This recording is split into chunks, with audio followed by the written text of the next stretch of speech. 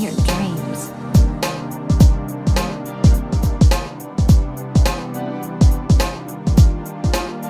Hey, what's up guys? Welcome back to another Genshin Impact video, and today I'm just going to be doing a quick artifact guide for Charlotte. And by the way, if you happen to like the content, just leave a like and subscribe. So Charlotte is a 4-star Cryo Catalyst DPS character, the second Cryo Catalyst in the game. Not many people are really talking about Charlotte. A lot of people are talking about Farina since she is a 5-star character and she also is the Hydro Archon. However, people are a little silent about Charlotte, and that's mostly because she is another generic 4-star. I think she is a lot more memorable compared to the other 4-stars that we've gotten, but Charlotte is pretty generic. There's really not much going on for her. However, she does look pretty fun to play. Her elemental skill is pretty similar to Nahida, but it's cryo. You can either tap it or hold it.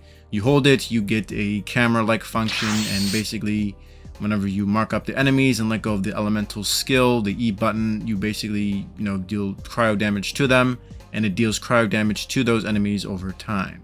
Charlotte's elemental burst is pretty similar to Diona's. It basically makes a small cryo circle that deals damage to the enemies and heals your party members. Charlotte's healing scales off of her attack. Charlotte's passives also help with her elemental skill. One passive, which is called Moment of Impact. Whenever your allies or Charlotte defeats an enemy that's been marked with Charlotte's E, the elemental skill's cooldown will be decreased by 2 seconds, and this can only occur 4 times in every 12 seconds. Another passive of hers called a Diversity Survey is whenever there are 3 Fontanian characters in the party, Charlotte's attack her healing bonus will increase by either 5, 10, or 15%. But if Charlotte's party members are non-Fontanians, her cryo damage bonus will be increased by either 5, 10, or 15%. So Charlotte is going to be a pretty niche cryo healer since she's basically getting more healing bonus if there are other Fontanian party members on the team. She is going to be pretty hard to use as a healer when your other 3 party members are not Fontanian. So when more Fontaine characters come out, she's going to have at least a little bit more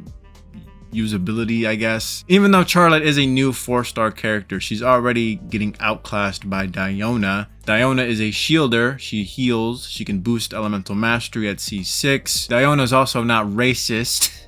I mean, just look at Charlotte's passive. I mean, she can't be healing that much when other members of her party are non-Fontanians. Nevertheless, we've been having 4-stars like this, so I'm not that surprised that Charlotte is a little underwhelming. Regardless, I am going to build her as a main DPS because I do think Charlotte is a pretty cute character. Alright, so that's enough about me bitching about Charlotte. Let's get to her artifacts. This is why you're here. One artifact set that you can run on Charlotte is a 4-piece golden trope. You can use her elemental skill off field. So if you do want a little boost to her elemental skill, you could at least run the 4-piece golden trope. Since most of you will probably be using her as a generic healer, you can basically just run attack on Charlotte. You are going to need some ER substats since her energy cost is 80. And since she is going to be off the field majority of the time as a healer, she can make use out of the 4-piece set and thus increase her elemental skill damage. Another set you can try is the 2-piece golden trope and the 2-piece emblem. With more energy recharge, she is going to get to her burst a little bit more quickly, and you definitely won't have to worry too much about ER substats if you're using the 2-piece emblem on Charlotte. Third artifact sets that you can use, it is any 2-piece attack sets, whether it's a 2-piece Gladiator or 2-piece Shimenawa. Since both of the 2-piece sets do give Charlotte more attack, and Charlotte does scale off of attack, she can make use out of those sets. And if you happen to be using those sets, you could probably run an